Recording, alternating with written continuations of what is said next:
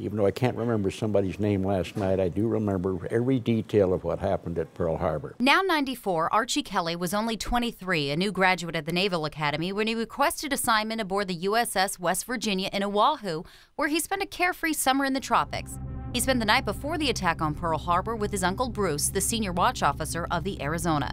Both were supposed to report for duty first thing in the morning. Minutes before Kelley's shift started, came the alert over the loudspeakers. Man your battle stations. This is no bleep.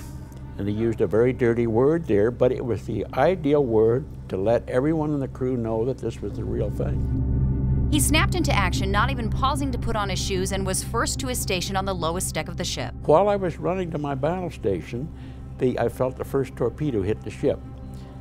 And it shook the ship like a small toy boat. It was incredible. By that time, the deck above them was already flooded with 3 feet of water and oil. As a young, eager beaver who had just graduated from the Naval Academy, I kept saying to myself, almost with delight, this is what I was trained for. After the first 3 of 6 torpedoes hit the port side, Kelley and his commander made the necessary call to seal the watertight doors and hatches. The most vivid thing, I think, was the horror of having to trap 4 men who were trying to get in our compartment, which was flooding, and hold the door shut against them while they were screaming. Kelley had to stay focused to save the men who could still be saved. My boss and I were the busy people on the ship because we were counter-flooding the ship to prevent it rolling over. The way we found out later the Oklahoma did, trapping 600 men.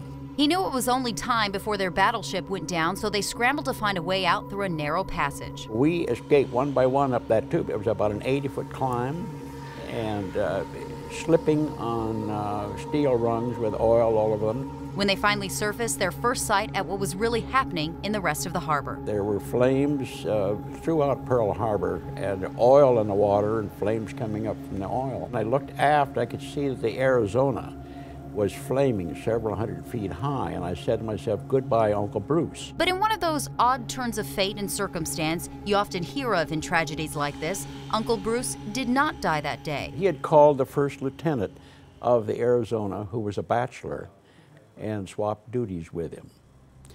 So Bruce regretted that for the rest of his life because the first lieutenant was killed. The survivor guilt also haunts Kelley. Just last night, my daughter Sharon said, do you realize, Daddy, if you had been killed at Pearl Harbor, that not only would I not be here, but your great-grandchildren and grandchildren would be here also, and I'd never thought of that. What you see here...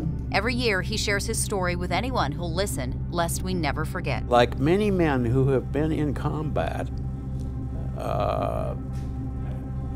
including General Eisenhower, one of our greatest generals, the thing I take away from Pearl Harbor is we must do everything we can to avoid future wars. Nicole Kreitz, CBS 5 News.